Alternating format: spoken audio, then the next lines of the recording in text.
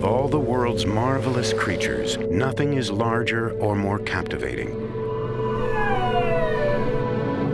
or kills more spectacularly. Perhaps nothing else lives to such old age, harbors such mysteries, or touches us in quite the same way. It's so beautiful. And if you're closer to them, it hits you spiritually and emotionally. Once you make eye contact with them, you cannot forget that experience. You can't walk away from animals that have that kind of magnetism and attraction. After hunting them for generations, we brought their widespread slaughter to an end. But the battle to save them goes on, and around the world, a new breed of champion fights for the whales. Just about everything tried to get out of the water. And our study population was decimated in front of our eyes. In the Pacific Northwest, a scientist wonders whether sonar is injuring killer whales and finds himself at odds with the U.S. Navy. The Navy needs sonar to detect underwater submarines. If you can't see a submarine coming, you can't protect American cities against a submarine coming close to shore. Easy, buddy. Easy. While in Florida, an army of volunteers confronts the terrible mystery of strandings, racing against time and the elements to save a group of whales and its orphaned calf.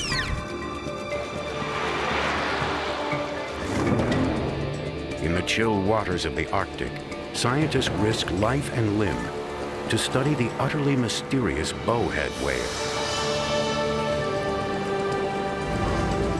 And in the South Pacific, the son of a whaler fights to protect a humpback's paradise.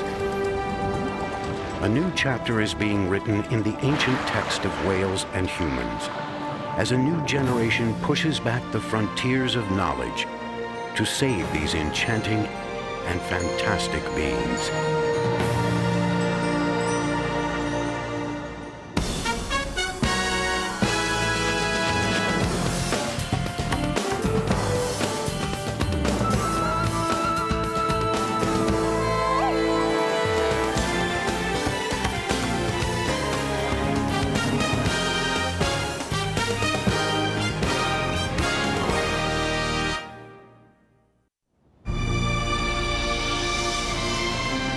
Puget Sound in Washington State, a place of serene beauty, and now the unlikely epicenter of a scientific battle. Here, marine biologist Ken Balcom has been observing the region's killer whales, or orcas, for nearly 3 decades. Perhaps the longest continuous study of these grand creatures.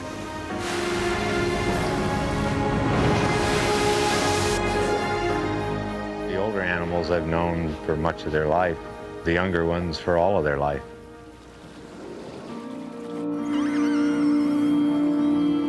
They're simply magnificent. There's K40, female has been here ever since the study began. This K21, a young male born since we began. Ken's work never stops. Perched above Puget Sound, his front porch serves as a spectacular vantage point from which to observe the 80-some orcas in his study group as they swim by. J27, L22. Years ago, Ken was among a handful of scientists who revolutionized the study of whales by implementing photo identification techniques. They seem to be waiting.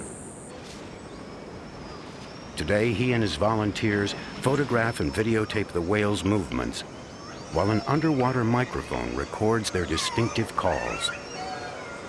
We have a hydrophone out by the north of the reef out there, and then we just pipe it in through the speakers, and now we can record it on the video. Every day here is pretty much the same. It's wake up in the morning and look for whales. Every day, that is, except May 5th, 2003, A day that would change his life and spark a personal crusade to protect a pod of whales he considers family.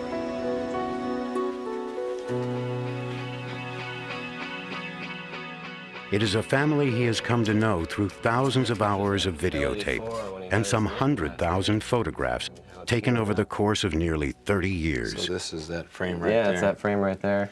And it's... When we started out this study, we just had a whole bunch of photographs of dorsal fins and saddle patterns. We had a lot of whales. We didn't know the relationship of any of them.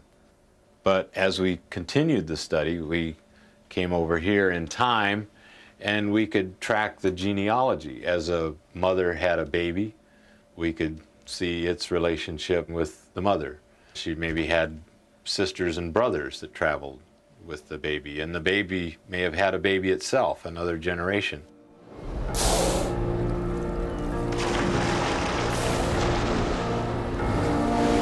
Ken documented that his whales live in 3 separate pods. And like human families, these whales often stay together for life, forming extended groups. Each of Ken's pods is led by the oldest females. One of J Pod's leaders is Granny, who may be more than 90 years old. They're part of the family. That's the way I feel about these whales. They're not pets, but they're part of the family. Or maybe I'm part of their family.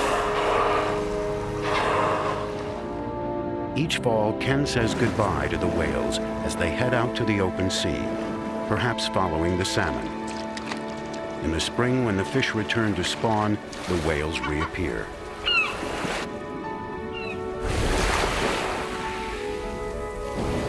But lately, too many of the whales have gone missing, whales that should be thriving. We see all these little tombstones, and any of these whales that die in their youth or in their prime years are likely to have died from some suspicious cause. It's just not normal to have such a massive investment of a mother into an offspring who's a top predator in this whole ecosystem and just have them die young. What could be happening to the whales?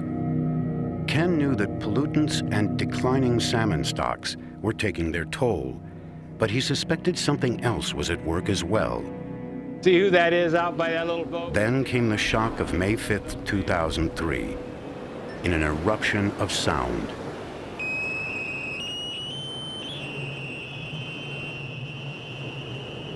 Our local J-Pod, Southern Resident Whales, came right in front of the house, along with the destroyer hanging with its sonar.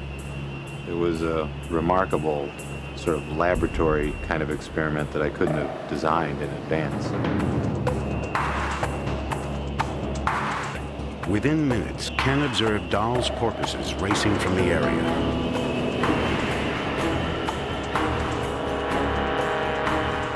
Then a group of killer whales headed toward shore, as if they intended to strand.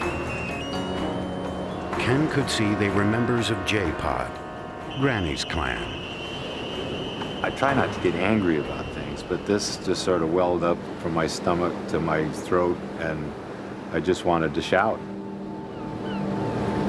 This was occurring in a known marine mammal habitat where we know these whales are already endangered.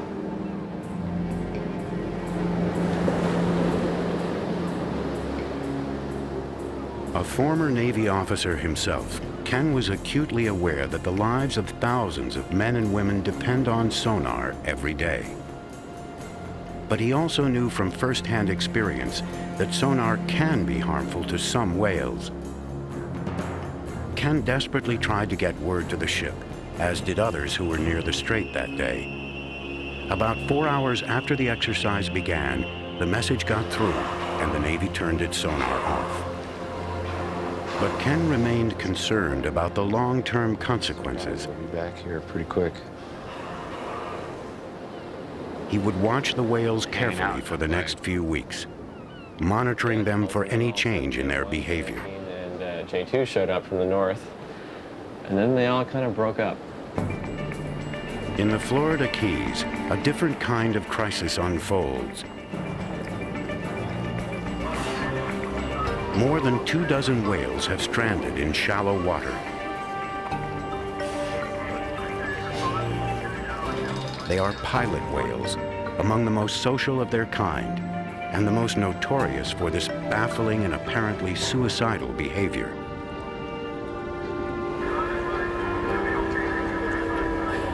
The National Oceanic and Atmospheric Administration is on the scene, directing scores of volunteers. NOAA marine biologist Laura Engelby is in charge, looking for clues to why this happened. I can see a lot of them. One real popular theory is that there might be a lead animal or one of the members of the group that's sick and ends up closer to shore. Since pilot whales are very cohesive, very gregarious, they're very tight-knit groups, they end up following that one individual animal. They get in shallow water, they become disoriented, the tide goes out and they're left stranded on the flats like we saw when we got here. The whales are so weak, the volunteers have to hold them up to keep them from drowning. They are suffering from severe dehydration and sunburn. For some, it is too late.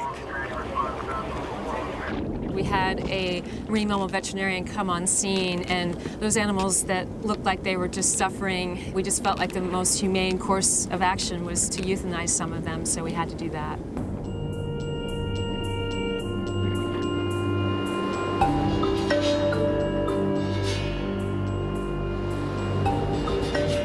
The 7 remaining whales will require special care day and night from a small army of volunteers.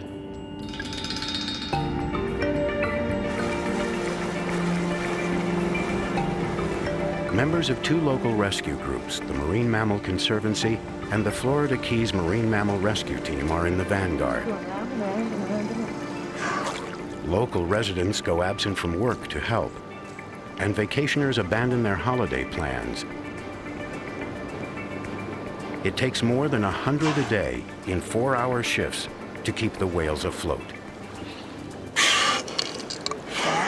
There's a connection and a fascination.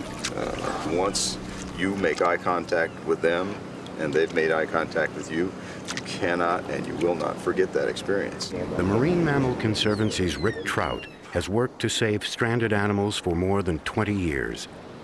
This animal's name is number 1. Each animal is identified, but not by name. I've never been fond of naming these creatures because I have the personal opinion that their mother already named them. In the beginning, we numbered them by size. The big guy was 1, down to the baby who was 7. Perhaps no more than 1 year old, little number 7 may have seen its mother die. We've got an orphan here, whose mother obviously is not here. He has taken up with number 6 and number 2, an adult female. And thankfully, it's the coming together of a new pod seems to be happening. The challenge is keeping everybody alive so that we can see that new pod go back to the ocean where they belong. Keeping all the whales alive will take a marathon effort, but the calf presents some special challenges.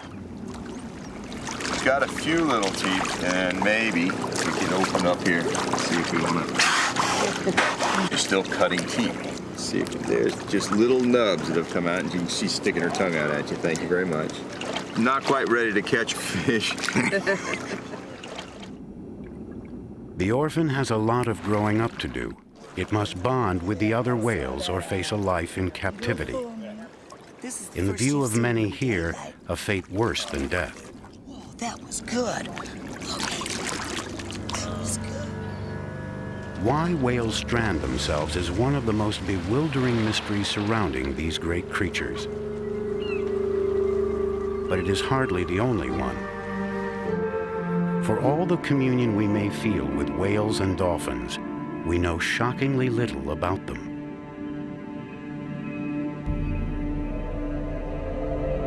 Far from the shores of sunny Florida, amid fantastic seascapes of water and ice, another kind of whale is just beginning to give up its secrets.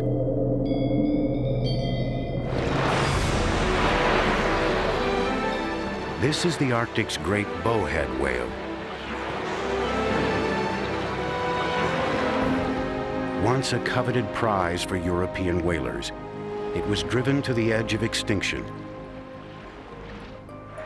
Today they are on the rebound, but remain threatened. Perhaps 350 of these grand and mysterious leviathans frequent the waters off western Greenland.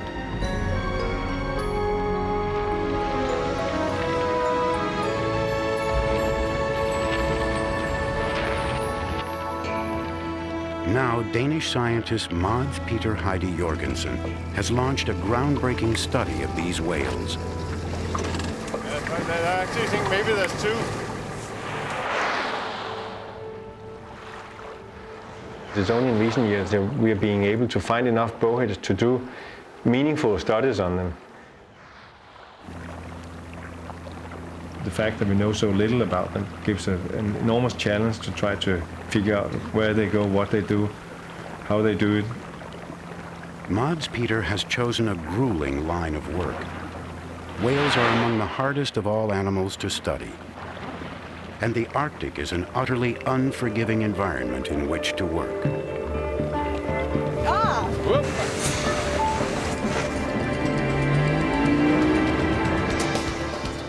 Mads Peter and his team are here to put satellite tags on the whales. Only then can they hope to chart the bowhead's travels through the Arctic. It's brutal, bone-chilling work, but exhilarating. Every time I get a close encounter with a bowhead whale, you know, the heart beats a little faster. You see it at a distance and you drive up to it, but when you get there, it's so much larger than what you thought, and it's always scary to be very close to them.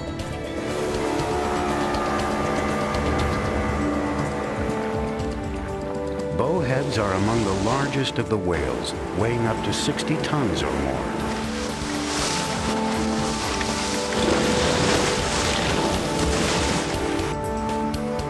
I think it's a little bit bumpy right now. They may be big targets, but tagging them can be dangerous work. There's no way to predict how the giant creatures will react to being pursued.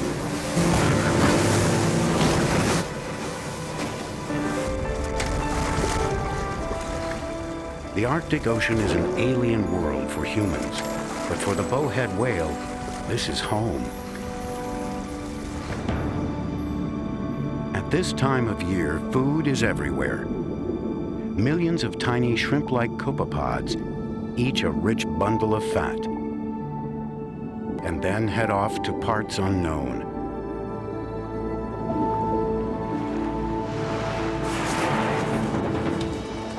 To find out where, Mads Peter and his team will play out an ancient harpooning epic in miniature, but for the good of the whales. A near miss, but the team is not easily deterred. And so much hangs in the balance. We should study them not just because we love them, but also because they are important parts of the ecosystem and they have important stories to tell back to us. Turn up! Wait! Go up, they're coming up again! Stop! Yes!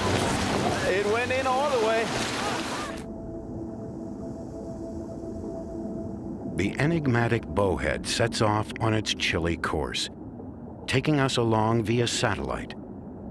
Knowing where it will go is a crucial step in the battle to protect its waters and ensure the future of its kind.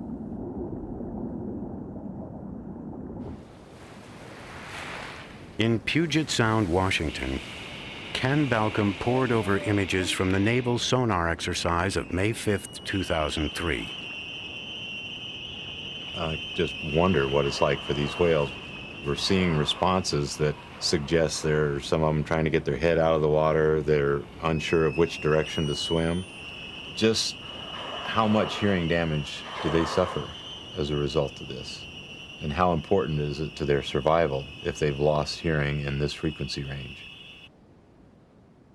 Exactly how sonar might affect marine mammals like whales and porpoises has long been a matter of controversy. But Ken knew that sonar can harm at least one kind of whale. Eerily enough, the evidence also arrived on his doorstep, but in a different place more than 3 years earlier. The Bahama Islands, March 2000. Ken had been studying a group of little-known beaked whales for almost a decade.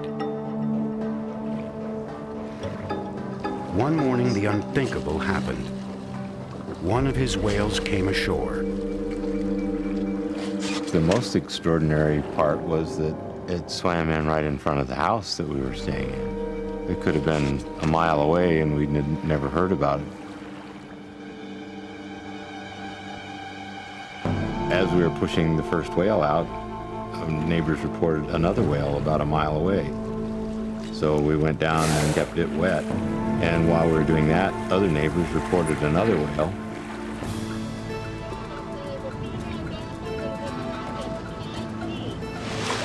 "17 animals stranded that day, including 1 dolphin, 2 minke whales, and 14 beaked whales, 6 of which died. Ken took to the air to look for more whales and whatever might be driving them out of the water. He sighted more strandings.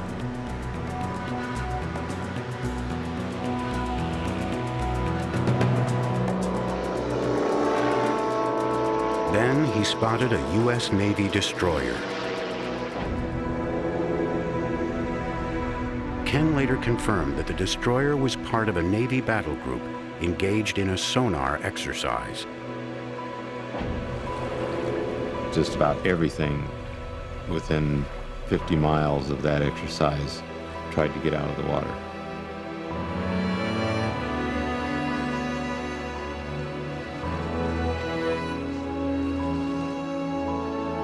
All these creatures that we'd spent 10 years studying were dying.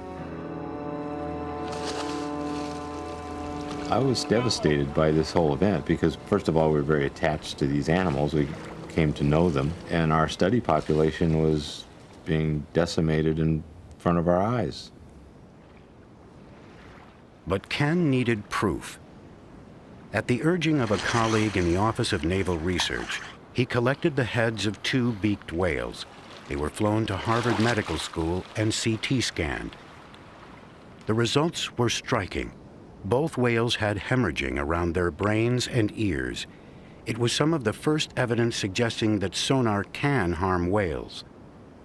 It is still unclear what actually caused the hemorrhaging. Was it the sonar itself, or injuries sustained when the whales came ashore? Either way, scientists believe that sonar disturbed the animals, possibly panicking some and causing them to strand. The Bahama stranding was a key incident in this whole issue because it was the first time that we saw sonar and a marine mammal stranding at the same time, and we also got fresh tissues from the animals that had been killed so that we could examine them.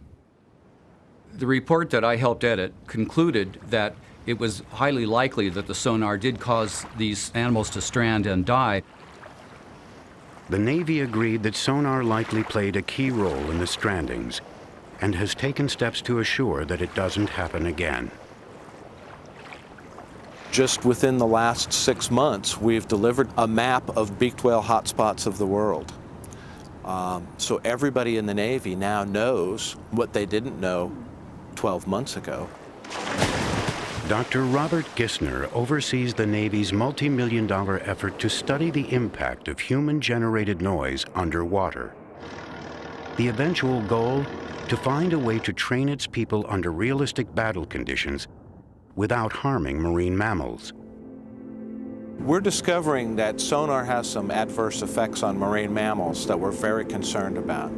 And we're investigating the whys and wherefores of how this is happening.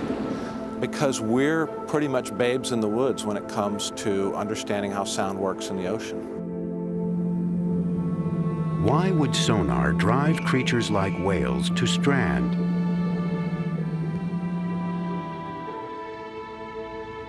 They are profoundly acoustic creatures, relying on sound to communicate.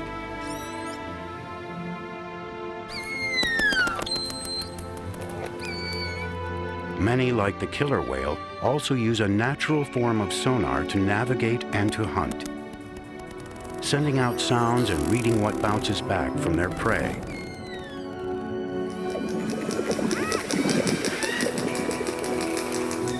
Might this make them vulnerable to the vast amount of noise churned up by humans, including sonar?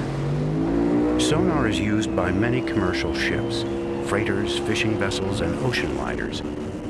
But some kinds of military sonar can be especially powerful, comparable underwater to the thunder of a jet engine at takeoff.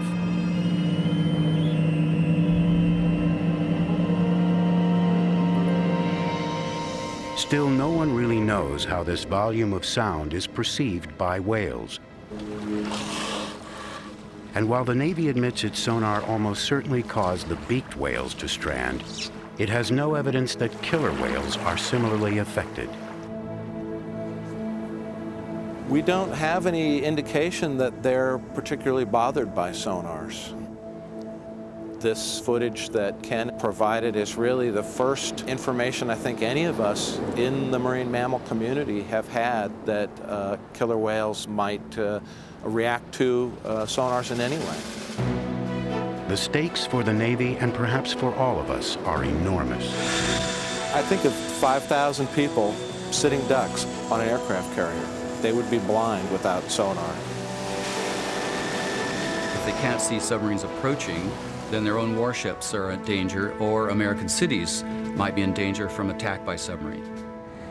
Now, countries around the world have begun deploying new super-silent submarines, vessels that may be impossible to detect without powerful sonar. What will this mean for orcas and other marine mammals? In his Watching post on Puget Sound, Ken Balcombe is convinced the consequences could be devastating. But for now, the evidence eludes him.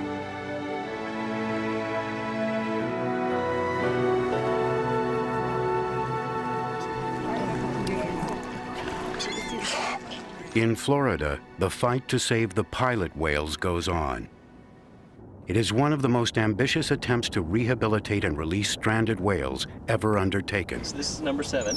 This is the baby, looking for mommy and looking for something to eat, or companion. 5 days after stranding, the survivors have reached an important milestone. You want to roll them already? Thanks to round-the-clock care, the whales are in stable condition and regaining their strength. This is lifting human spirits and making whales cantankerous. They're fighting. Pick her up. Number 1 swam by and bit number 2's tail. The ring has become too confining, dangerous for the whales and the volunteers. Some of the same things you've been doing in here. Rick decides to bring the pilots into open water and give them a chance to move under their own power. Next breath, everybody hands off for 5 seconds. If anybody bolts, holler. A group of college students helps whale number 5, who seems to be going downhill. Number 5, we heard, was doing the worst out of all the whales. In the first 3 hours, the whale was, not really responsive. Everything goes smoothly. Then whale number 5 surprises everyone. She started flipping, doing her own roll, and just shot off. We tried to go after her and grab her, and she just shot off. Number 5 is now in open water, weak and alone, with virtually no chance of survival on its own. Get one boat over here just to make sure they don't need it.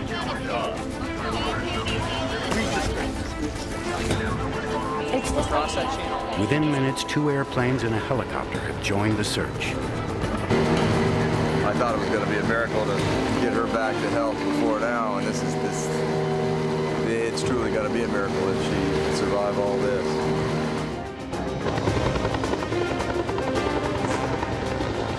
The helicopter is located at Rick.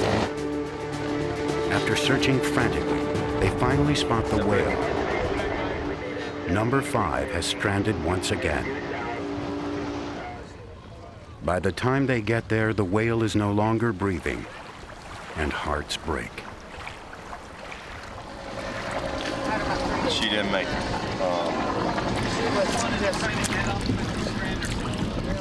We didn't lose her, but we lost her.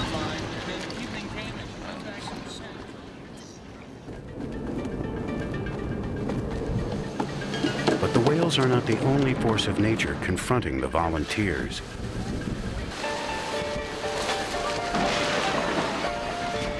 A tropical storm is pounding Big Pine Key. The team struggles to maintain its routine and keep the whales from drowning. No one knows how much the whales can take. There's so many stressors that are working on them here. You know, they just went through a loss of 75% of their family. They're in a captive situation. There are accidents that can happen no matter what you do to plan. This tiny exposed location is too dangerous for the whales and their keepers. The team makes a desperate decision. They will have to relocate the whales. A risky undertaking for whales and humans.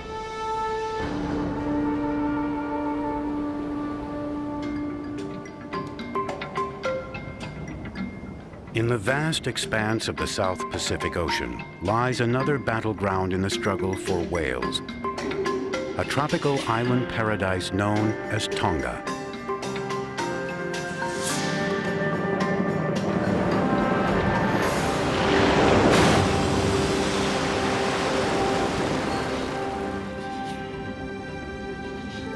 For centuries, tens of thousands of humpback whales made an annual migration to these waters, their mating and nursing grounds. Hunters decimated this population, taking some 200,000 whales for their meat and oil-rich blubber. But in 1978, whaling was banned here, and the whales began to make a slow recovery. My father used to stand in front of the boat sighting the whales to kill them. And today I'm standing in front of the boat sighting the whales for the people to go and see.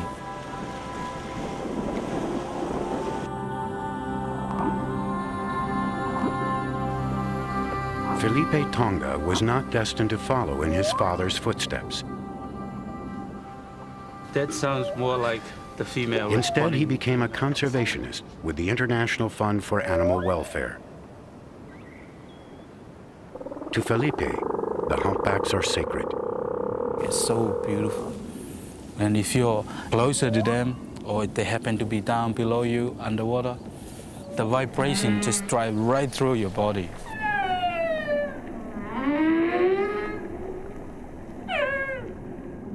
It hits you spiritually and emotionally.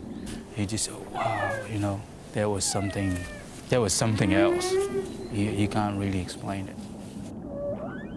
Now Felipe has an urgent mission: to save the whales from a return to the hunt. Tonga is a poor nation where the per capita income is about $5 a day. And the welfare of whales seems far removed from a hand-to-mouth existence. Some Tongans want to resume traditional whaling on a limited basis, taking some 24 animals a year. Felipe has launched a one-man crusade to stop the plan. He goes from village to village to speak for the whales. The whales are worth far more alive than dead. I was trying to explain to them how the whales actually help us with bringing in the tourists. I feel that it's so important for me to try to get the Tongan people understand what we have in our own backyard is something very unique.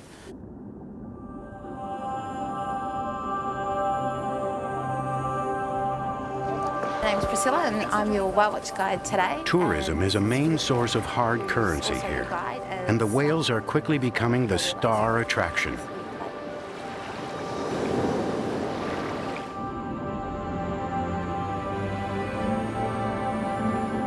This is one of the few places in the world where people are allowed to swim with an endangered species.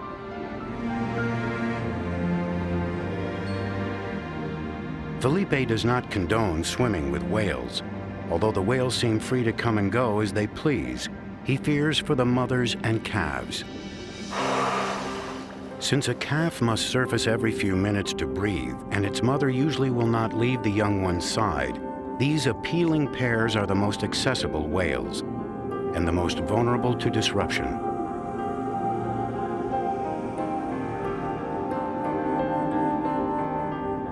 But as a realist, Felipe knows that snorkels are preferable to harpoons.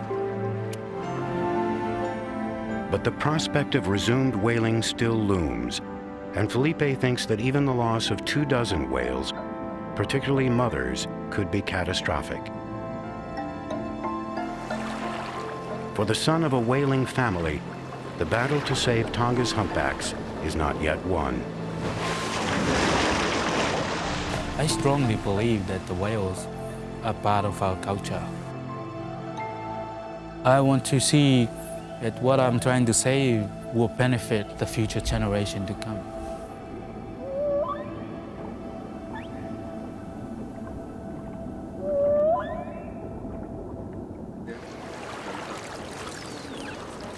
In the Florida Keys, it's moving day for the pilot whales and their human entourage.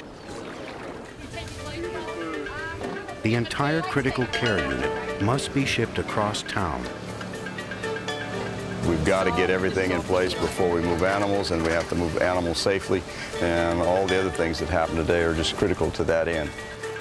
We got 2 animals that'll be on stretchers just like this. These are 2 companion animals that need to be side by side.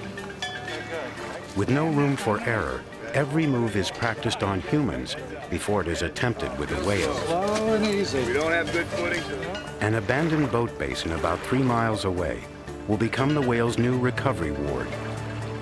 With deep water and protection from the weather, it may be a perfect haven. The longer we keep these guys in the water, the better. The goal is to move the whales as quickly as possible. Because their skeletons are not designed to support their massive bodies out of water, speed is essential. This way. Even a small calf like number 7 might not hold up under the stress. Easy. Easy, put it. Easy. And if the convoy is delayed, the animals could go into shock or die.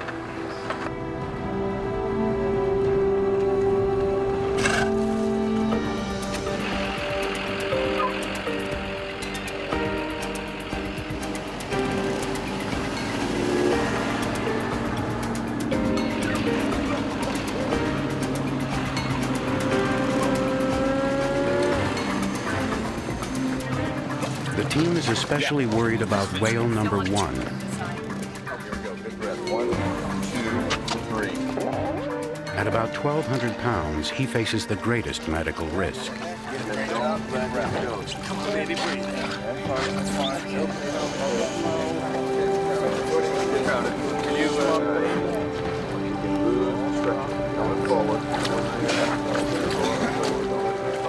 Finally, the whales are safe in their new home. And the calf has held up surprisingly well. But as they feared, the move has taken a physical toll on number 1. Catching up with everybody right now. Okay. Number 1's getting his. So we have to have him in by 12. 3 days after the move, the big male loses his battle and draws his last breath. After just 3 weeks, the group that numbered 7 whales is down to 5. All of them stressed by the move. The goal of releasing them now seems like a distant dream.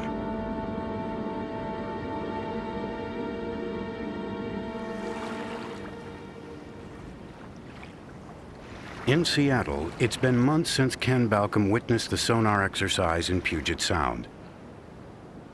To his relief, none of the killer whales actually stranded during or after the May 5th event, and J-Pod seems to be okay. But 9 porpoises washed up in the inland waters of Washington state in the weeks after the exercise. A higher than average number.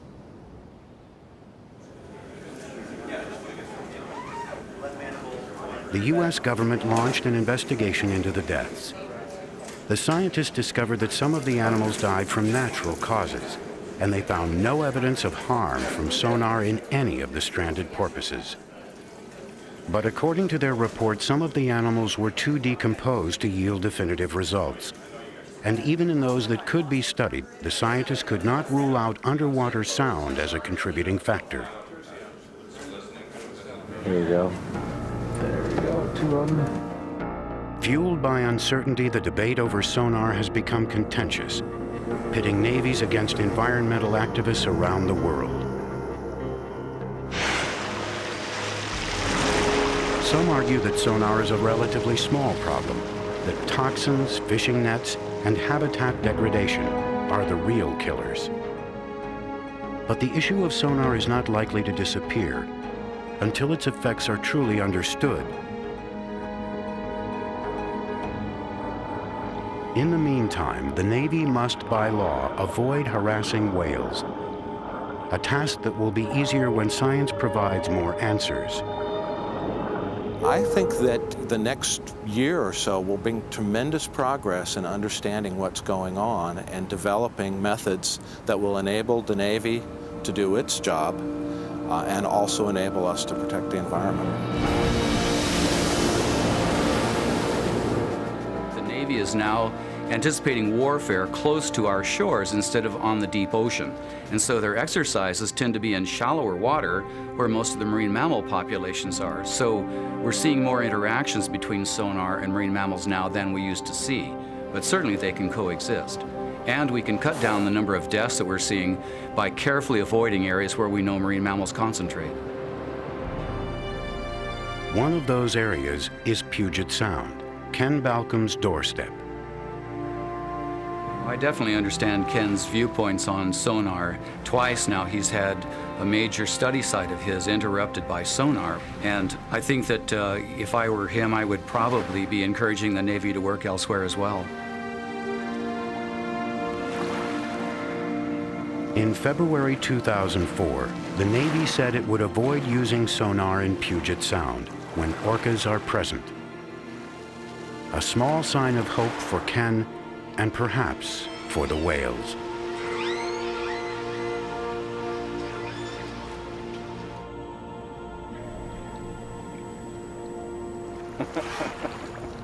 Okay, come on in. Everybody kiss number 3. In Florida, the big day has arrived. The pilot whales are now well enough to be released.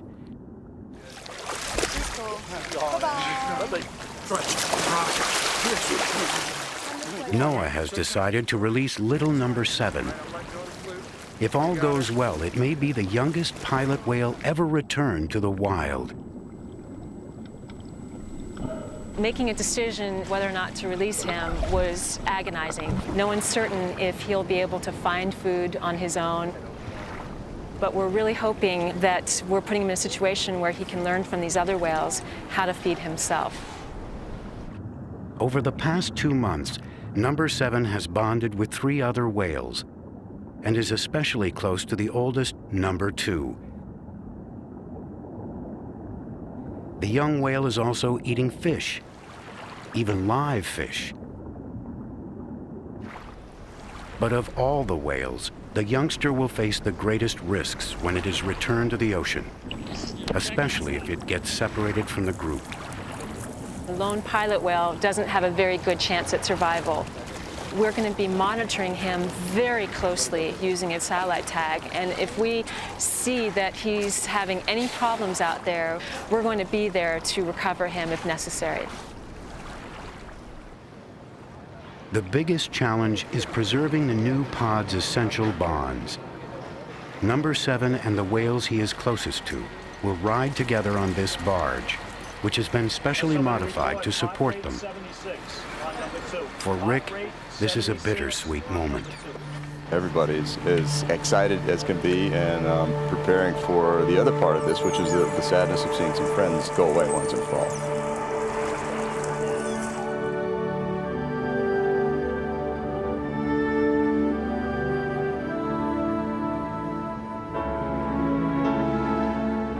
With volunteers, scientists, veterinarians, and the press, the flotilla numbers more than a dozen vessels, bound for the release point some 14 miles out to sea.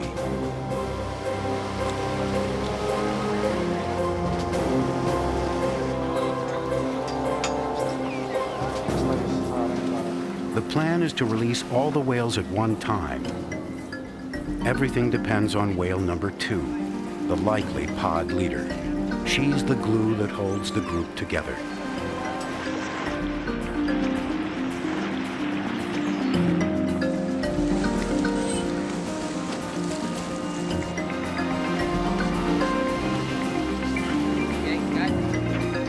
Just a few miles from their destination, whale number 6 stops breathing.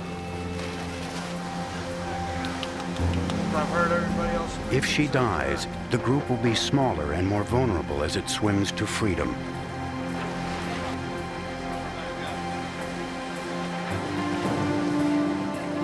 To reduce the stress on the whale, they submerge one end of the barge.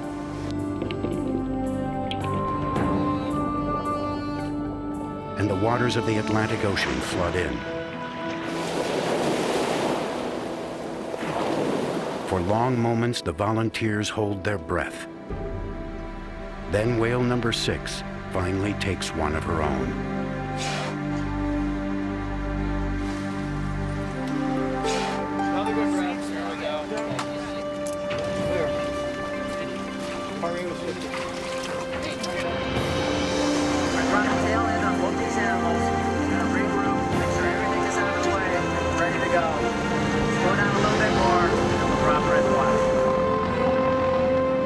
When the boats reach their destination, a quiet sense of jubilation descends on the volunteers. In the long history of strandings, a unique moment is at hand. The simultaneous release of 5 pilot whales.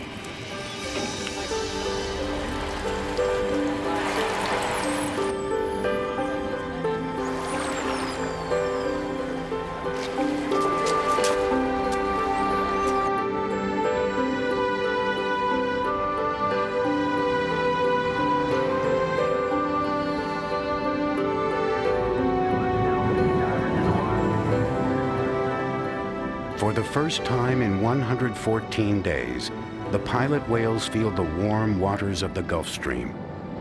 They are home.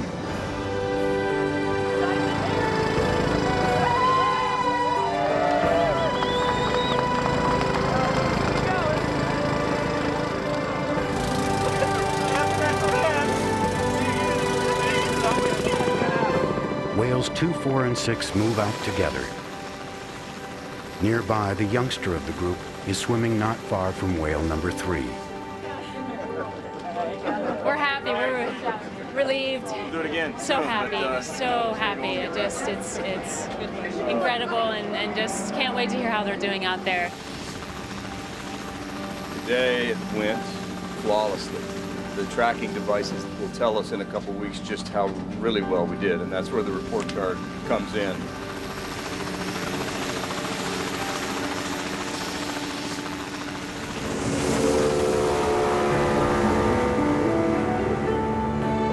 Far to the north, the great bowhead whales are on the move.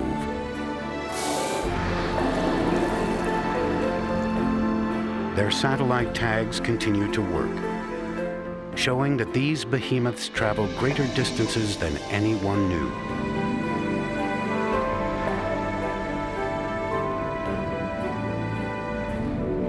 And scientists recently learned that bowheads may live as long as 200 years, making them perhaps the oldest creatures on the planet.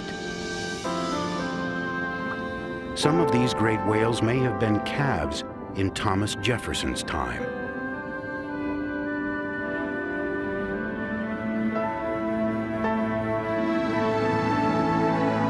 In Florida, The lessons learned during the long struggle to keep the whales alive may save many more lives in future strandings. But for whale rehabilitators, there are always good days and bad. Just days after its release, pilot whale number 7, the youngster, separated from the group. Before it could be rescued, it disappeared. Its tag was discovered a week later, bearing evidence of a shark attack. Still, one of the largest releases in U.S. history is a breakthrough in the annals of stranding. 4 of the 5 whales survived. 3 are apparently still together, forming the foundation of a new pod. You see that those who came up when they take a dive? Whoa! Only now are we beginning to learn the story of the largest animals on Earth. And as each chapter unfolds, it is clear that we will play a role in how the story ends.